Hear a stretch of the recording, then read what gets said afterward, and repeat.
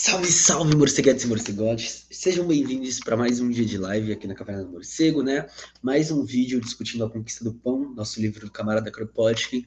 Mais um dia onde a gente vai estar debatendo aquilo que a gente veio trazendo ontem, né? Ontem a gente estava discutindo um pouco sobre livre entendimento. Ou seja, se a gente não tiver um poder centralizado, como a gente vai se juntar para resolver as coisas? Basicamente, essa é a questão que está sendo colocada pelo Kropotkin, né? E eu acho que é uma das grandes tretas que existe dentro da discussão do socialismo, né? Tá, a gente tem 200 milhões de pessoas no Brasil, o Brasil se tornando um povo independente enquanto região territorial, mas interdependências, né? Pensando que aqui no Brasil a gente vai ter várias libertações que talvez não se deem no sentido nacional como a gente conhece o nacional, né? Então se deem em algum outro sentido. Só que mesmo assim, são 200 milhões de pessoas, né? Vamos partir desse princípio. Como que a gente faz que as coisas se alinhem sem um governo central? Eu acho interessante porque o Kropotkin ele vai dando algumas pistas, né? Ele vai falando tipo assim, pô família, mas tem várias coisas que a gente já resolve entre a gente conforme as necessidades que a gente tem. Isso é um ponto muito importante, eu acho que é um dos pontos cruciais, mas não só isso, né? Porque aí você está colocando em questão também a possibilidade de você pensar que a construção conforme que a gente precisa, conforme que a gente quer, não necessariamente vai se dar numa ideia de desenvolvimento, por exemplo, capitalista, inclusive de necessidade política, do jeito que as coisas são hoje, né? Assim como a própria relação com o uso das coisas, dos espaços, tudo isso, a ideia é que isso também seja mudado conforme a gente vai mudando esse processo, né? Então fica a questão de, tipo, tá, tudo bem, mas talvez essa necessidade seja uma necessidade do capitalismo, não seja uma necessidade do que a gente quer fazer, da sociedade que a gente quer viver. É outra questão a ser levantada. E aí, antes da gente começar, eu queria lembrar vocês de seguirem nossas redes sociais, morcego, Marcos, no Instagram, marcosmorcego.bsky.social lá no Blue Sky, tá? Além desse projeto, a gente está ao vivo lá no nosso YouTube, então vocês, no nosso YouTube não, a gente tem episódios sendo postados, semana sim, semana não, lá no nosso podcast, Caverna do Morcego, então não deixa de conferir, de seguir, tem no Spotify também, mas tem aqui no YouTube também, no YouTube Music, por aí vai. Não esquece de chamar a atenção da revista Clio Operária, no site da editora Autonomia Literária, que está com o cupom de desconto hashtag Morcego Autonomia, que te dá 20% de desconto, e no site da editora Terra Sem Amos, que é onde você pode adquirir o nosso livro Por uma Implosão da Sociologia. Beleza? Da hora? Legal? Lembrar vocês também, muito importante, que o apoio de vocês é o que mantém esse projeto. Então, deixa o like, compartilha, vai no apoia-se, apoia.se/Caverna-Morcego, faz o seu apoio, vai no Pix, podcastmorcego.com, faz o seu apoio, enfim, qualquer uma dessas duas formas ajuda a gente bastante, mas lembrando, curtir, comentar, compartilhar é o que faz com que o vídeo vai mais pra frente e a gente continue por aqui. Beleza? Dito isso, agora vocês abrem seus livros, abrem seus PDFs ou olham aqui para nossa telinha, né? Lembrando, tudo está na descrição, inclusive o acesso para o nosso Drive para você pegar o livro A Conquista do Pão e ter ele aí na sua casinha, tá? Diretamente da Biblioteca Terra Livre, um salve Biblioteca Terra Livre. Mas lembrar vocês também, vocês podem adquirir o livro, não é tão caro no site deles e o site também está aí na descrição, beleza? Então agora sim, quantas vezes não lemos nos escritos dos socialistas e estatistas exclamações como: e quem na sociedade futura será responsável por regular o tráfego nos canais? Se algum de seus companheiros anarquistas pensasse em colocar seu barco em um canal e bloquear a passagem de milhares de barcos, quem o faria recobrar a razão? Então a gente tá lá, né? A gente estava lendo as duas primeiras partes, hoje a gente chegou na terceira aqui, e ele faz essa questão. A galera se indaga, tá, mas e caso, né, alguém queira fechar os barcos? E aí? Reconhecemos que a suposição é um pouco fantasiosa, mas é uma coisa que aconteceria. A gente sabe que já tem doido para tudo, né? Mas poderia acrescentar: e se, por exemplo, tal município ou tal grupo quisesse colocar seus barcos antes dos outros? Eles sobrecarregariam o canal para transportar talvez pedras, enquanto o trigo destinado a este município faria atacado. Quem regularia o andamento dos barcos, se não o governo? Bem, a vida real também mostrou que se pode prescindir do governo neste como em outros casos. O livre entendimento e a livre organização substituiriam essa máquina cara e prejudicial, o fazendo de forma muito melhor.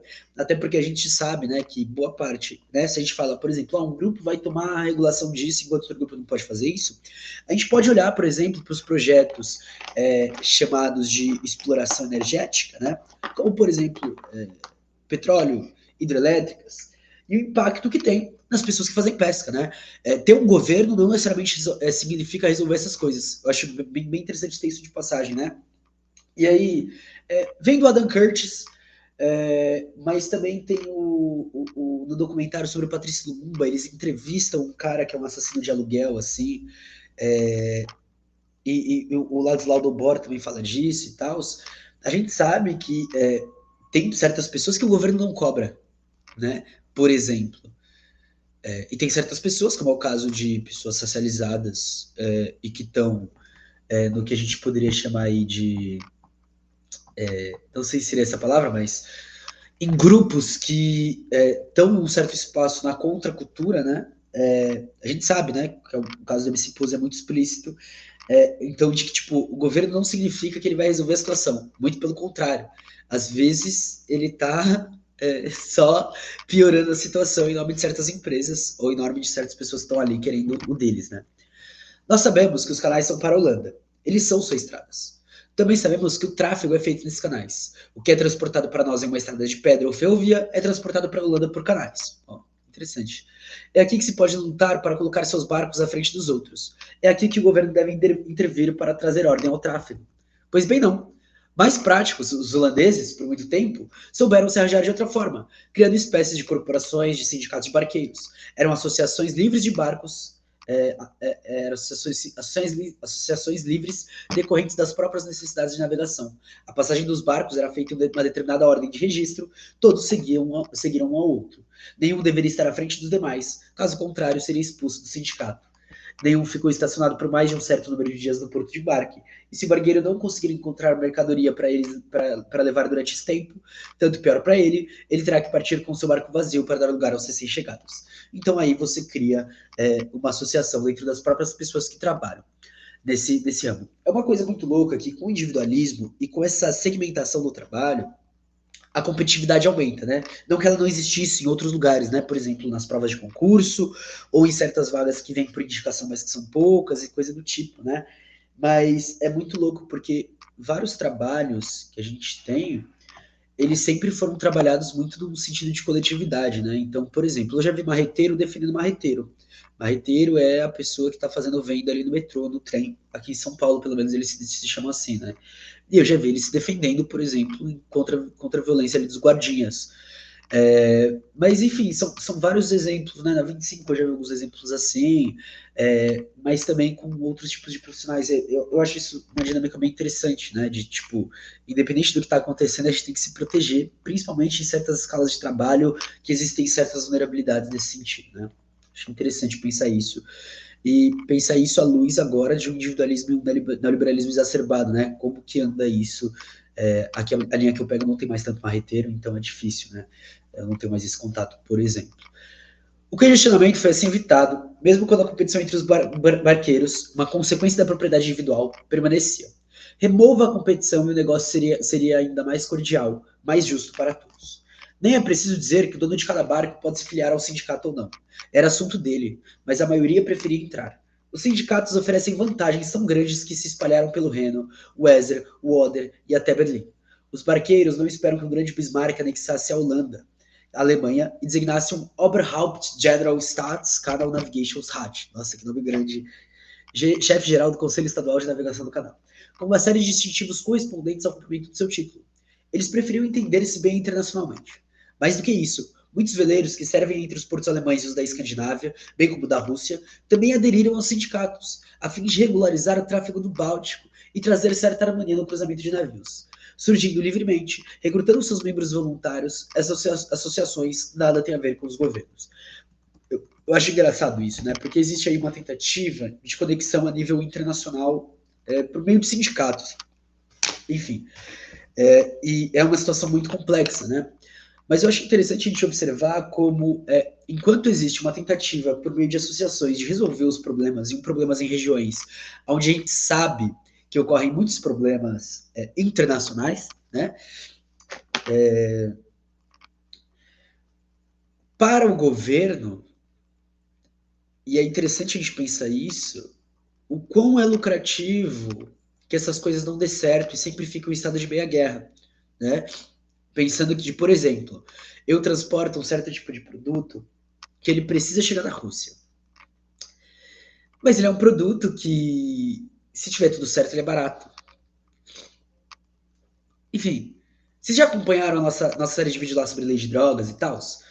Os últimos episódios, a gente em todo momento fala sobre isso, né? Fala sobre o proibicionismo e a criação de um mercado a partir disso. Um pouco disso. Pode ser, e é muito provável em qualquer caso, que aqui novamente o grande capital oprima o pequeno. O sindicato também pode ter uma tendência a se estabelecer como um monopólio, especialmente com o valioso patrocínio do Estado, que certamente se envolverá. Mas não esqueçamos que esses sindicatos representam uma associação cujos membros possuem apenas interesses pessoais. Mas se cada barqueiro fosse obrigado, pela socialização da produção, do consumo e do comércio, a fazer ao mesmo tempo parte de comunas federadas ou de centenas de outras associações necessárias para atender às suas necessidades, as coisas mudariam de aspecto. Um grupo de barqueiros potentes na água se sentiria fraco em terra firme e seria compelido a diminuir suas pretensões a fim de entrar em acordo com as ferrovias, as fábricas e a todos os outros grupos. E aí entra o ponto da necessidade da gente criar redes comunais, né? Eu utilizo esse termo porque a Venezuela é um exemplo próximo que tem isso, e na Venezuela os barqueiros eles estão ligados a alguns grupos e inclusive são parte da proteção do próprio país, né? Então, essa dinâmica que está sendo apontada para o Cropod, que a gente tem uma experiência real para olhar e falar, olha, talvez seja bem interessante isso, né? Talvez seja bem interessante. Em todo caso, sem falar no futuro, aqui está outra associação espontânea que poderia ter funcionado sem governo. Vamos passar para outros exemplos. Ele está nesse foco de vamos mostrar que é possível. Enquanto estamos falando sobre navios e barcos, vamos mencionar uma das melhores organizações que surgiram em nosso século, uma das quais podemos nos orgulhar com razão, a English Lifeboat Association, Associação Inglesa de Barcos Salva-Vidas. Sabemos que todos os anos mais de 1.000 navios encalham na costa da Inglaterra. No mar, um bom navio raramente tem uma tempestade. Os perigos eles estão mais perto das costas, né? Na Inglaterra, se não me engano, ali naquela região tem muitas, não é nem montanha, não sei o nome certo, né? Mas muitas áreas com essas partes, né? Mar tempestuoso que quebra sua polpa, rajadas de vento que destroem seus mastros e velas, correntes que o tornam ingovernável, recifes e bancos de areia em que encalham. É isso, eu não manjo nada dessa parte geográfica da Inglaterra, tô chutando uma coisa que eu imagino. Não sei, não tomem como verdade isso, tá, gente? Só pensando. Embora os costeiros costumem acender fogueiras para atrair os navios aos recifes e roubar suas cargas, como de costume, sempre fizeram o possível para salvar a tripulação. Vendo o navio perigo, eles jogam seus pequenos barcos na água e resgatam os náufragos, onde encontram frequentemente a morte entre as ondas. Cada povoado à beira-mar tem suas lendas de heroísmo, implantadas tanto por mulheres quanto por homens, para salvar as tripulações da morte. Olha que legal, a galera quer roubar, mas não quer matar. Interessante. Sem dúvida, o Estado e os cientistas fizeram algumas coisas para reduzir o número de acidentes, como faróis, sinais, mapas, avisos meteorológicos, ajudaram muito nessa diminuição. Mas ainda existem 1.000 navios e vários milhares de vidas humanas para salvar a cada ano. Portanto, alguns homens de boa vontade puseram-se a trabalhar. Eles próprios, bons marinheiros, imaginaram um barco salva-vidas que pudesse resistir à tempestade sem virar ou afundar e fizeram campanha para interessar o público no negócio, encontrar dinheiro, construir barcos e colocá-los na costa onde quer que pudessem prestar serviço. Então, realmente, um barco salva-vida no sentido de como que a gente salva essa galera. Essas pessoas, por não serem jacobinos, não foram para o governo. Eles entenderam que, para fazer seus negócios com sucesso, precisavam da ajuda, do treinamento dos marinheiros, do conhecimento da área, principalmente da dedicação. Você vai aprender com os próprios marinheiros, né? Entenderam também que precisam de pessoas que, ao primeiro sinal, se lancem à noite no caos das ondas, não se deixando deter pela escuridão ou pela arrebatação, e lutando 5, 6, 10 horas contra as ondas antes de conseguirem se aproximar do navio em perigo. Ou seja, pessoas dispostas a arriscarem as suas vidas para salvarem as dos outros. Para isso, deve existir um sentimento de solidariedade, um espírito de sacrifício que não se compra com distintivo nas fardas. Ou, dependendo, né? Muita grana. Foi, portanto, um movimento totalmente espontâneo, fruto do livre entendimento da iniciativa individual. Centenas de grupos locais surgiram ao longo da costa. Os iniciadores tiveram um bom senso de não se passarem por mestres, buscavam pela engenhosidade nas aldeias dos pescadores, e quando um homem rico enviou 25.000 francos para construir uma estação de salva-vidas em uma vila costeira, a oferta foi aceita, deixando a localização à escolha dos pescadores e marinheiros locais. Os modelos para os novos barcos não foram submetidos ao almirantado, e aí, almirante, eu imagino que não foi submetido ao governo para analisar, né? Nós lemos no relatório da associação. Abre aspas. Como é importante que os socorristas tenham plena confiança no barco que montam. A comissão se incumbe, sobretudo, de dar aos barcos a forma e os equipamentos que os próprios socorristas desejam. Portanto, cada ano vem novas melhorias. Tudo é feito por voluntários, organizando-se em comitês e em grupos locais através de entendimento do apoio mútuo. Que anarquista!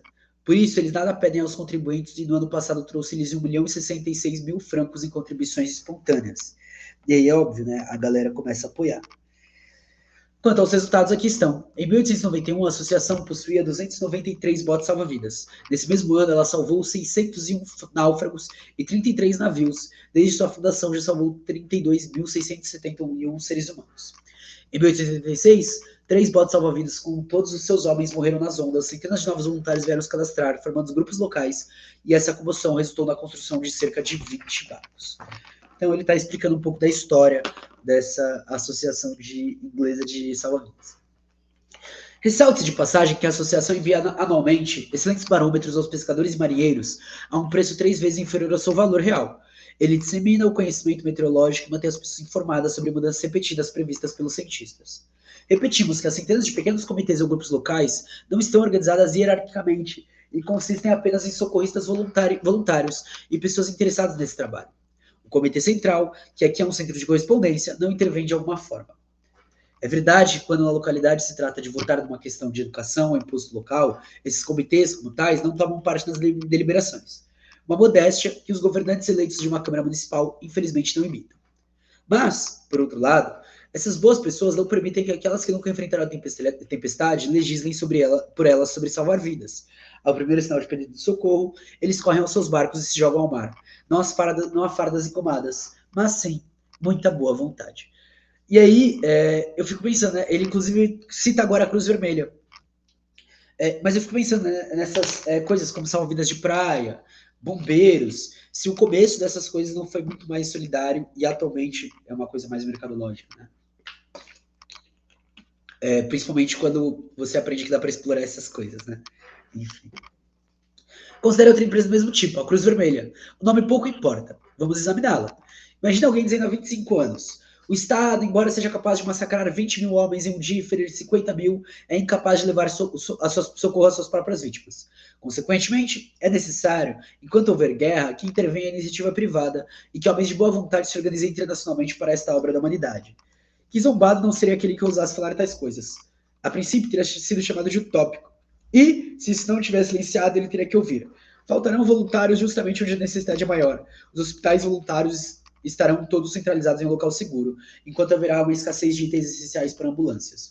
Utópicos que nem vocês esquecem que as rivalidades farão com que os pobres soldados morram desamparados. Tais observações animadoras serão reforçadas pelos demais oradores. Quem de nós nunca ouviu discursos como esse? Pois bem, nós sabemos o que ocorre. As sociedades da Cruz Vermelha foram organizadas livremente em todos os lugares, em todos os países, em milhares de localidades. E quando a guerra de 1870 e 1871 estourou, os voluntários começaram a trabalhar. Homens e mulheres vieram oferecer seus serviços. Hospitais e ambulâncias foram organizados aos milhares. 3 foram lançados levando ambulâncias, alimentos, sopas e remédios para os feridos. Os comitês ingleses enviaram comboios inteiros de alimentos, sopas, ferramentas, sementes para semear, animais de tração para arados, a vapor com seus guias para ajudar a arar os departamentos devastados pela guerra. Basta consultar a Cruz Vermelha de Gustavo Monnier e você ficará verdadeiramente impressionado com a imensidão do trabalho realizado. E aí, isso é fantástico. Até que a gente faz a pergunta, né? E o que acontece quando as ambulâncias de solidariedade são explodidas? São proibidas de entrar ou de sair, são proibidas de levar alimento, o que passa é envenenado. O que acontece quando a gente chega nesse ponto? Sim, eu estou falando literalmente, né, da situação no qual o Estado de Israel simplesmente impede os palestinos de viver, né? E não para olhar e falar, olha como essas coisas são ruins e tal, não sei o que. É para olhar o limite mesmo, para olhar e falar, tá, então enquanto a gente não acabar com essa porra de um sistema baseado em hierarquia e armas, não adianta. Entendeu? Não adianta. A gente vai ficar sempre tendo que ter mais e mais voluntários, e mais comida sendo distribuída, e mais dinheiro sendo investido nisso, sendo que não é o dinheiro que resolve isso, né? É acabar com a porra do dinheiro. Só sempre bom colocar esse outro ponto para olhar e falar, show, interessante, chave, né? Inclusive, boa parte da galera da militância, em certos momentos, ou trabalha em ONG ou trabalha com pessoas que trabalham em ONG, né? É uma coisa que a gente faz relação. Principalmente porque a nível internacional existe uma coisa diferente do que a nível Brasil, por exemplo. Enfim, são vários elementos. Quanto aos profetas, sempre dispostos a negar os outros homens, ou a outros homens a coragem, o bom senso, a inteligência e acreditarem que são os únicos capazes de impor sua autoridade, nenhuma de suas provisões se concretizou. A dedicação dos voluntários da Cruz Vermelha foi, acima de tudo, elogios. Eles queriam apenas ocupar as posições mais perigosas. Enquanto os médicos assalariados no estado fugiam com sua equipe quando os prussianos se aproximavam, os voluntários da Cruz Vermelha continuaram seu trabalho sob o efeito das balas, suportando as brutalidades dos oficiais bismarquianos e napoleônicos, prestando o mesmo cuidado aos feridos de qualquer nacionalidade. Holandeses, italianos, suecos e belgas, incluindo japoneses e chineses, se davam maravilhosamente bem. Distribuíram os hospitais e ambulâncias de acordo com as necessidades do momento. Competiam principalmente na higiene de seus hospitais. Enquanto os franceses ainda falam com profunda gratidão do termo do cuidado que receberam desses voluntários holandeses e alemães da ambulância da Cruz Vermelha. E como isso se daria, como isso daria ao autoritário? Seu ideal médico militar, assalariado pelo Estado, para o inferno com a Cruz Vermelha, com seus hospitais higiênicos, se as enfermeiras não são funcionários do Estado. E realmente, né? Os militares também têm seu Estado. Tá chovendo. Estou ouvindo chuva. Portanto, aqui está uma organização que nasceu ontem e atualmente tem centenas de milhares de membros, que possuem ambulâncias, hospitais, trens, que desenvolvem novos procedimentos de tratamento de feridas, que se dá por iniciativa espontânea de alguns homens de coração. Talvez nos digam que os estados têm algo a ver com essa organização? Sim, os estados puseram as mãos nele, justamente o que eu estava falando. Os comitês dirigentes são presididos por aqueles que os lacaios chamam de príncipes de sangue. Imperadores e rainhas esbanjam seu patrocínio nos comitês nacionais. Mas não é esse patrocínio que deve ao sucesso da organização. É aos 1000 comitês locais de cada nação, a atividades dos indivíduos, a dedicação de todos os que buscam aliviar as vítimas da guerra. E essa dedicação seria ainda maior se os estados não interferissem em nada. Eu também acho que aqui a gente tem uma coisa colocada pelo Kropotkin que a gente tem que pensar, tá?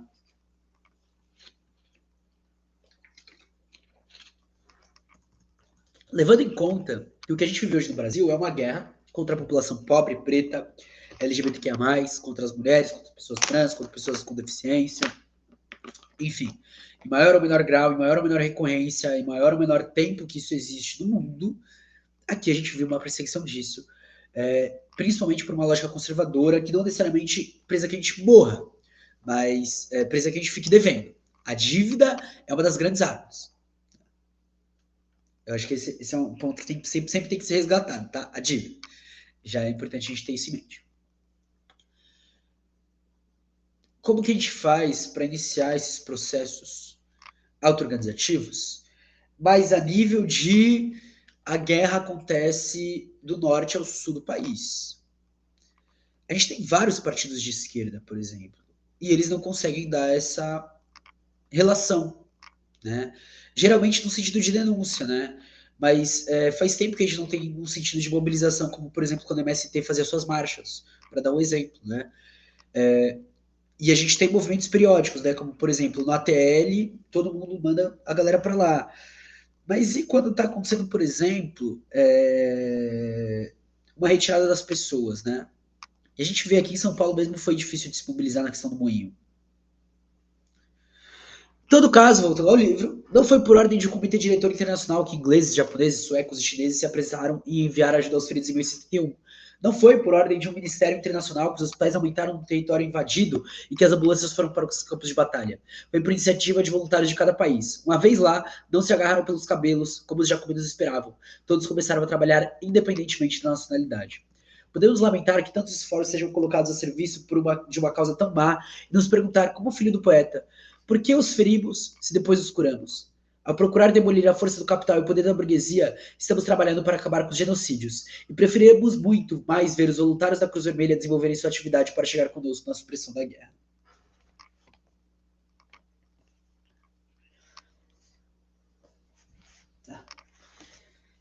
Mas tivemos que mencionar essa imensa organização como mais uma prova de resultados frutíferos produzidos pelo livre entendimento e apoio mútuo.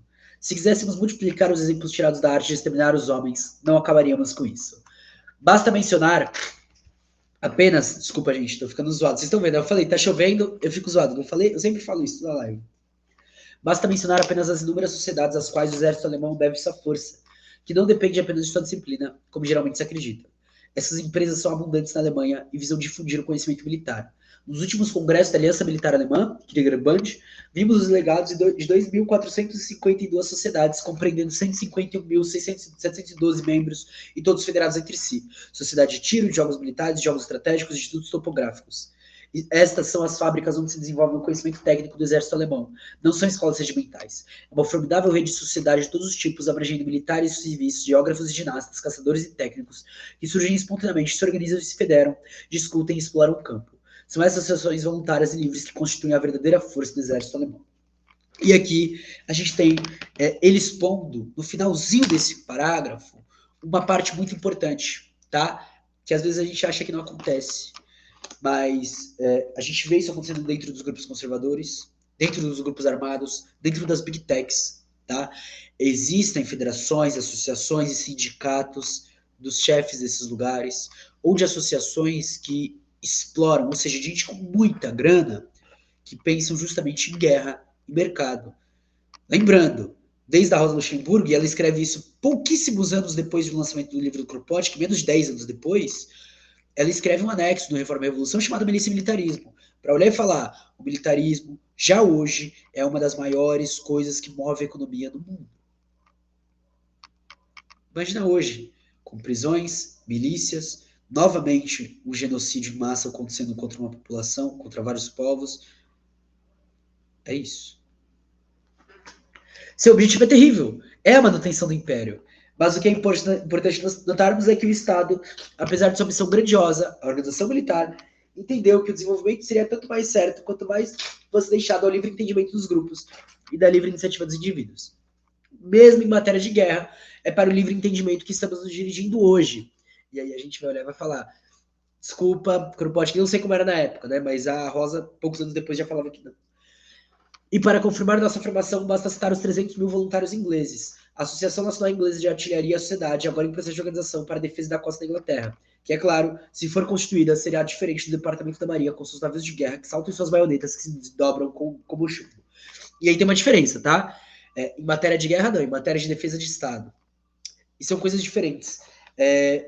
Saiu uma pesquisa, eu falei um pouco sobre ela ontem, que foi a pesquisa internacional da percepção pública da democracia. Então, como as pessoas entendem a democracia, né? Realizado em 110 mil países. Em matéria, por exemplo, de defesa, você tem uma razoavelmente parte boa das populações que falam que defenderiam o próprio país, né?